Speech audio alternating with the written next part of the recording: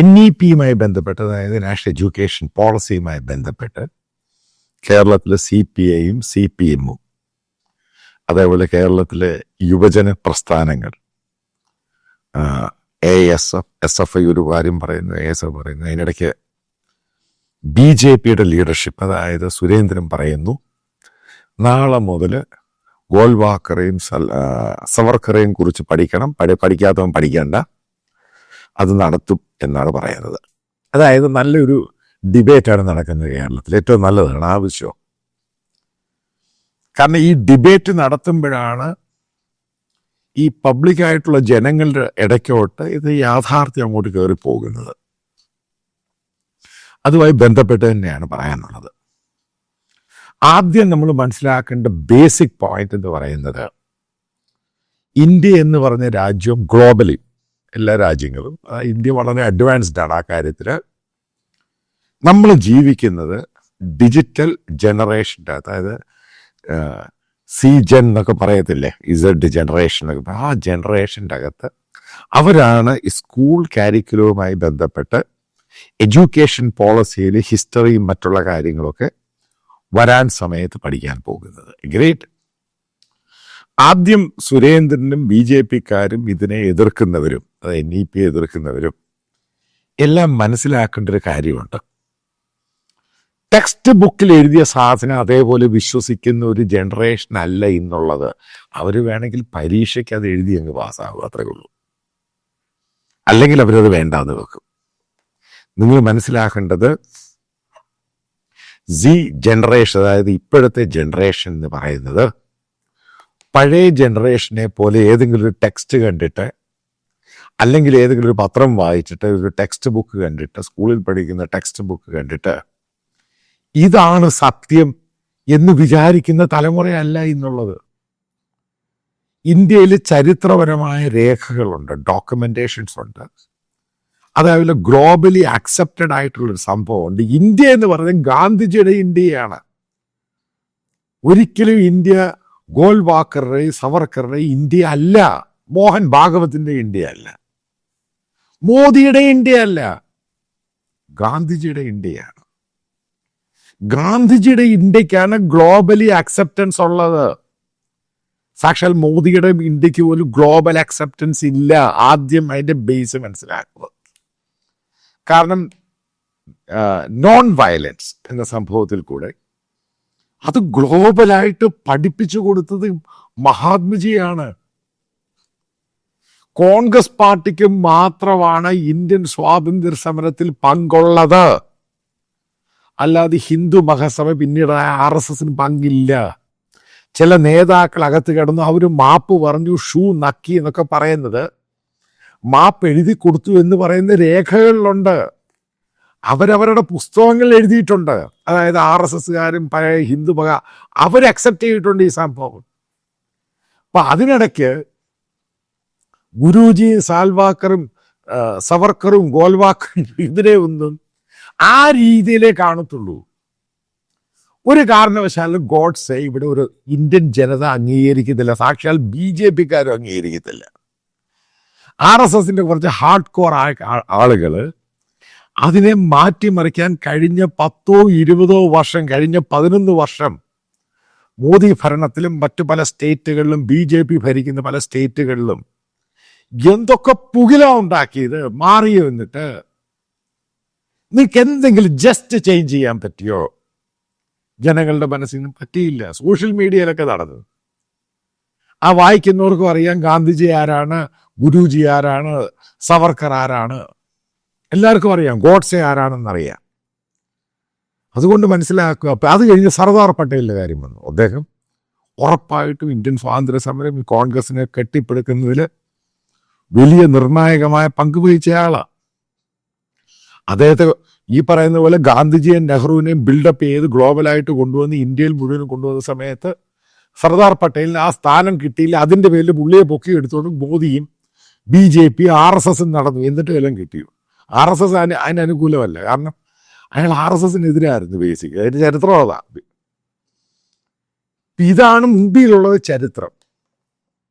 അപ്പം അതിനകത്ത് ചരിത്രം ശരിക്കും വായിക്കുന്നവർക്കും പഠിക്കുന്നവർക്കും പ്രത്യേകിച്ച് ഡിജിറ്റൽ ജനറേഷനിലുള്ളവർക്കെല്ലാം കൃത്യമായിട്ട് അറിയാം.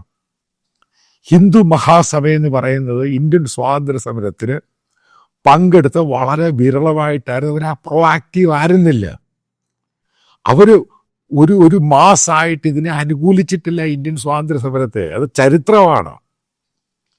അത് കഴുകിക്കളയാനൊന്നും പറ്റത്തൊന്നുമില്ല എന്തൊക്കെ പറഞ്ഞാലും. കാരണം അവർ ബ്രിട്ടീഷേഴ്സുമായിട്ട് കൂടെ ചേർന്ന് പോകുന്ന കൂട്ടരായിരുന്നു. അതിൻ്റെ പേരിൽ തന്നെയാണ് സവർക്കറുടെ ഈ പറയുന്ന മാപ്പ് വരുന്നത്. ഇനി ആ തെറ്റ് ചെയ്യത്തില്ല. അല്ലാതെ പെട്ടെന്ന് അവരുടെ സംഘടന എടുത്ത തീരുമാനത്തിൻ്റെ ഭാഗമായിട്ട് ഇന്ത്യൻ സ്വാതന്ത്ര്യ സമരത്തിൽ ഇനി കാര്യമായിട്ട് പങ്കെടുക്കില്ല എന്നതിൻ്റെ പേരിൽ തന്നെയാണ്. നിങ്ങൾ ഈ മഹാത്മജിയെ കൊണ്ടത് ഗോഡ്സെയുമായിട്ടുള്ള കണക്ഷനോ RSS കണക്ഷൻ്റെ പേരിലൊക്കെ തന്നെയാണ് ഈ പറയുന്ന ഹിന്ദു മഹാസഭ അവരുടെ അന്നുണ്ടായിരുന്ന പല പൊളിറ്റിക്കൽ പാർട്ടി അന്നൊക്കെ ഉണ്ടായിരുന്നു. പിന്നീട് BJP ആയി അതിനെ അക്സെപ്റ്റ് ചെയ്യായിരുന്നത്. പിന്നെ കോൺഗ്രസിന്റെ കയ്യിലിരിപ്പ് കൊണ്ടാണ് ഇവർ കയറി വരുന്നത്. ഇതൊക്കെ റിയാലിറ്റിയാണ്. പിന്നീട് മനസ്സിലാക്കണം, അംബേദ്കറിനെ നശിപ്പിക്കാനും എത്രമാത്രം ക്യാമ്പയിൻ ഇവർ നടത്തിയത്. ഇതിനകത്തെ കാര്യം എന്താ, റിയാലിറ്റി എന്താണെന്നൊക്കെ ബേസ് ഈ ഹിന്ദു മഹാസഭയെ RSS എന്ന് പറയുന്നത് ബേസിക്കലി അപ്പർ കാസ്റ്റാണ്.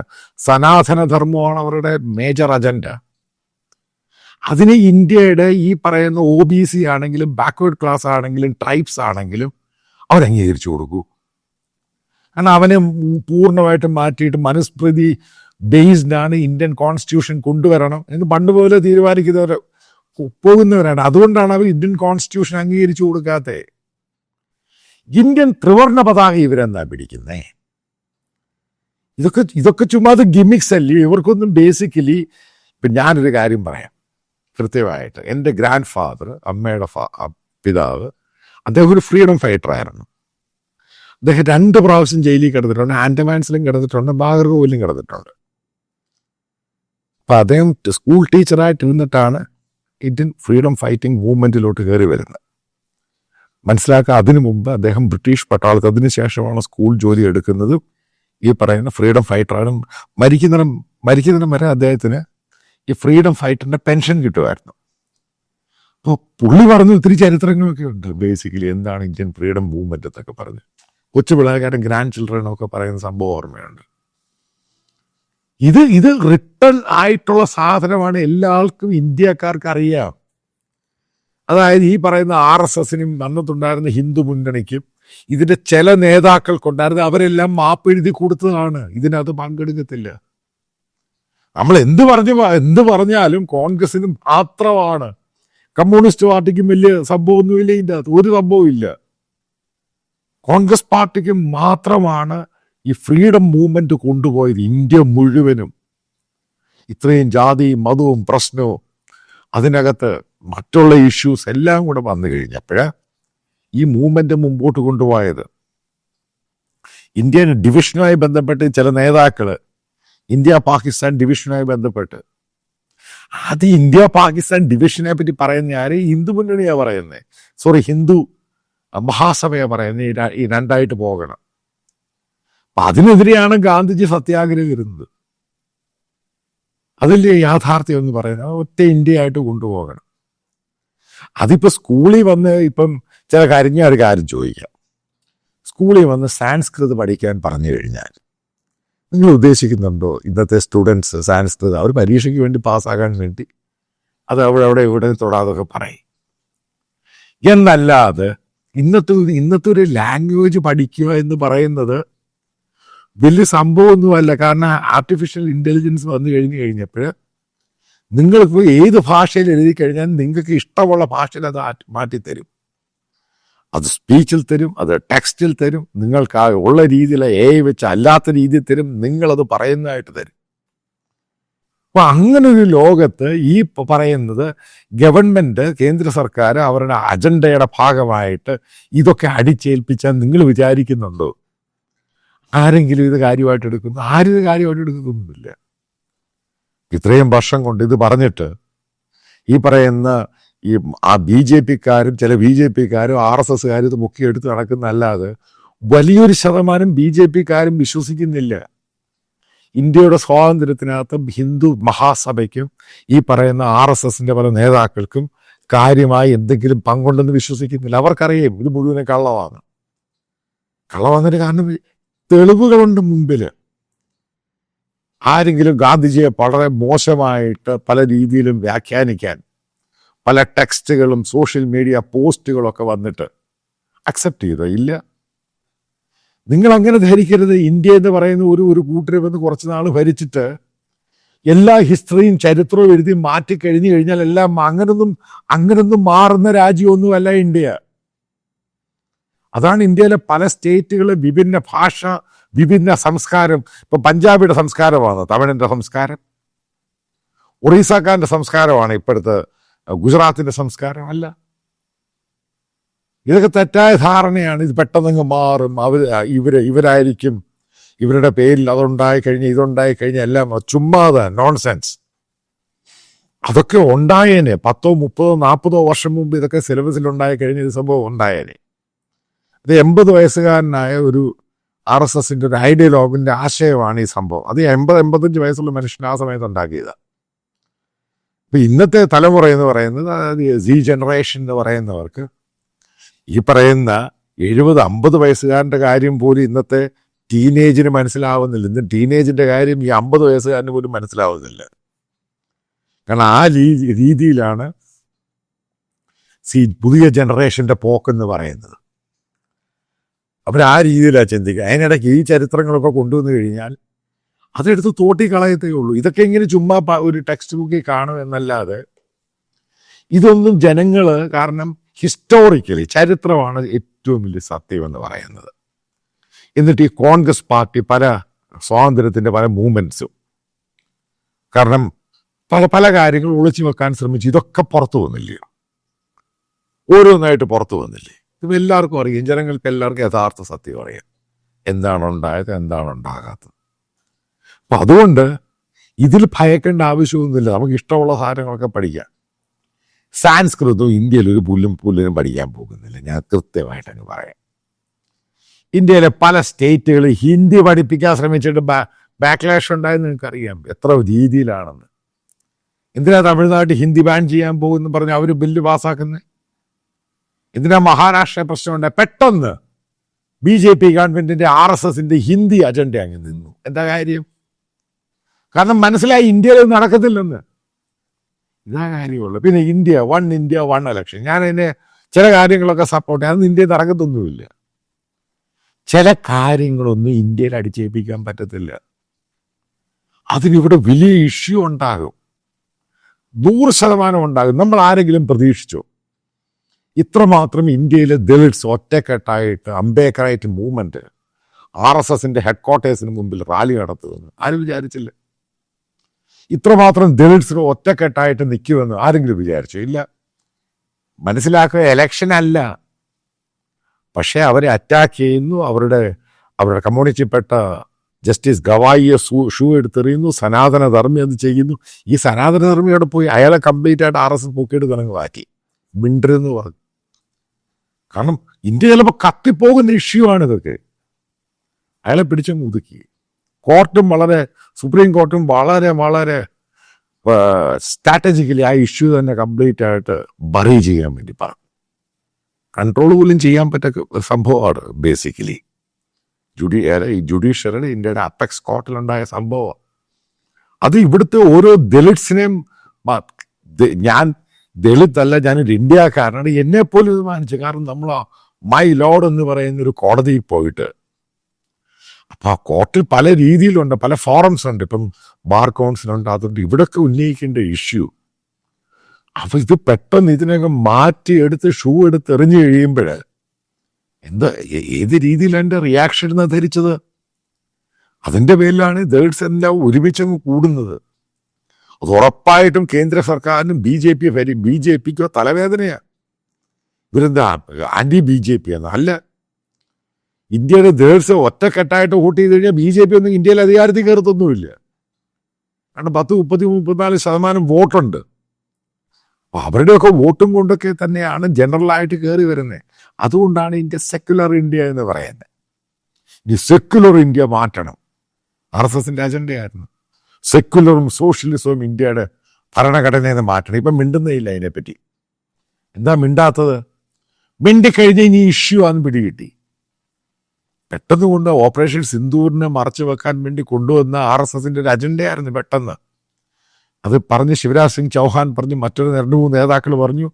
പെട്ടെന്ന് അതിൻ്റെ പ്രതിഫലനം കിട്ടി. കാരണം ഇന്ത്യ എന്ന് പറഞ്ഞ രാജ്യം അതൊക്കെ റെസ്പോണ്ട് ചെയ്യും ഭയങ്കരമായിട്ട്. അതായത് ഞാൻ ഈ പറയുന്നൊരു കാര്യമുണ്ട്. ഒരു പൊളിറ്റിക്കൽ പാർട്ടി, അതായത് റൈറ്റ് വിങ് പൊളിറ്റിക്കൽ പാർട്ടി, അത് അടിച്ചേൽപ്പിക്കാൻ ശ്രമിച്ചാൽ പ്രശ്നം ഒരു കാര്യവും. ഈ വോട്ട് ചോരി എന്ന് പറഞ്ഞ സംഭവം നമ്മൾ ആരെങ്കിലും വിചാരിച്ചു അതിന് ഇങ്ങനൊരു തല ഉണ്ടെന്ന്?